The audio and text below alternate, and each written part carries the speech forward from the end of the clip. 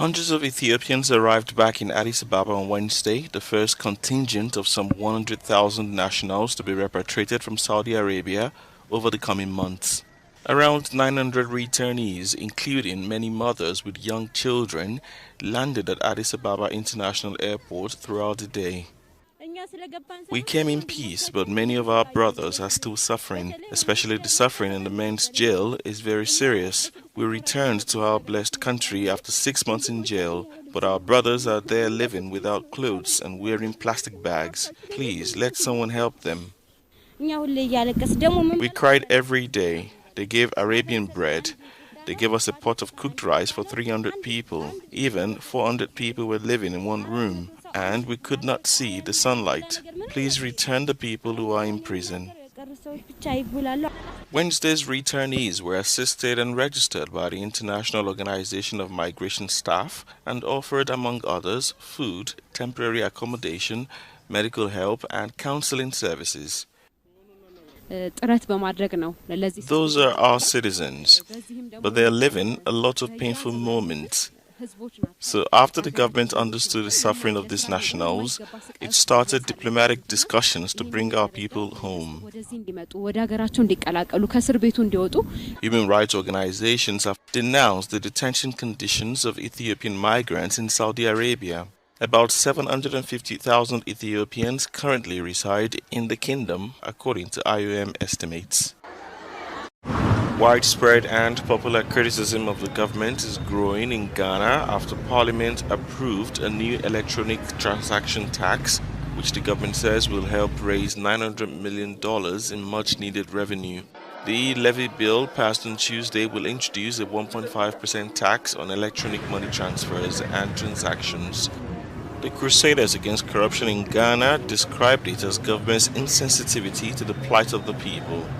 And what took us so much aback was the fact that some individuals, including some members of parliament yesterday after the passage, making argument to the effect that this was a birthday gift to the president. And we do not think that that is the reason why these individuals were elected to go and represent us in parliament.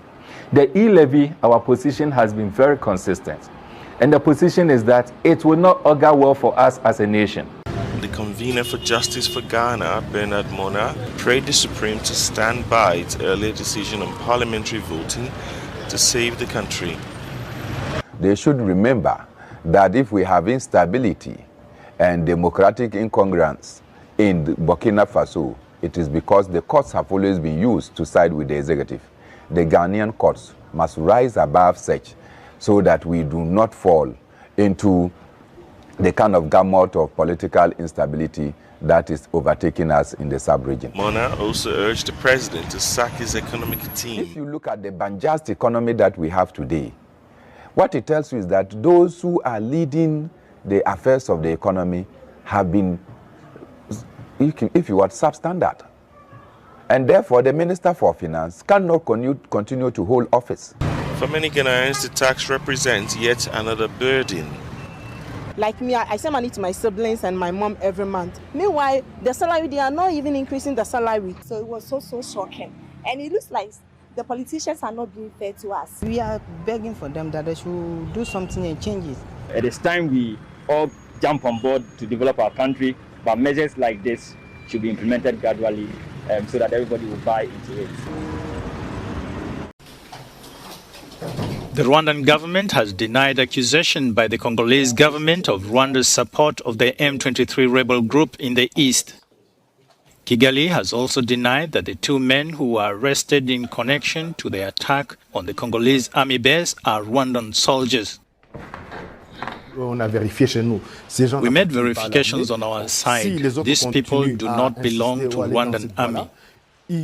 If the others continue to insist or go down this path, they have recourse because there are mechanisms for that, and wait for the results for the investigation of these mechanisms. The M23 was defeated in 2013 by the Congolese army, but has since returned on the news since last November, accused of attacking several military bases in Congo. The Rwandan government's concern is to continue good relations with our neighbors, especially with DRC, which has just become a member of the East African community. If there is a problem, there are mechanisms in place to resolve it. But for the moment, we must focus on continuity and the strengthening of our good relations. Since the massive arrival of the Rwandan Hutus in DRC accused of massacring the Tutsi in the 1994 genocide, Rwanda has been regularly accused by Kinshasa of supporting armed groups in the east. Zimbabwe has begun redistributing unused land that was given to black farmers during President Robert Mugabe's bloody land reforms in the early 2000s. Agriculture Minister Anxious Masuka told a news conference on Wednesday that the land released will be redistributed to novice farmers who are on the waiting list established since the last reforms. He, however, argued 99% of the land is already occupied, and the land to be distributed to farmers on the waiting list is taken from blacks to blacks. In the year 2000, former President Robert Mugabe had white farmers forcibly expropriated from the country in order to redistribute their lands to black farmers. The decision was intended to redress inequalities resulting from British colonization, but in fact those close to the government were said to have benefited greatly from the redistribution. After his fall in 2017, his successor, President Emerson Mnangagwa, adopted a reformist stance and promised to heal the wounds of the land reforms and even to compensate expropriated farmers. Unemployment in South Africa has reached a historical peak, according to the country's Agency of Statistics. During the fourth quarter of 2021, it came in at 35.3% of the labour force. The most industrialised nation of the continent counts now 7.9 million jobless people for a population of nearly 60 million.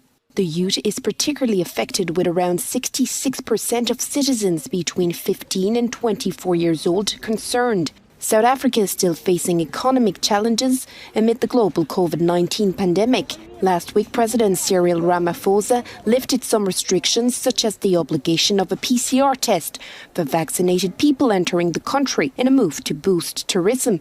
South Africa is the worst affected country in Africa in terms of confirmed infections and deaths. So far, it has recorded 3.7 million COVID cases and almost 100,000 deaths.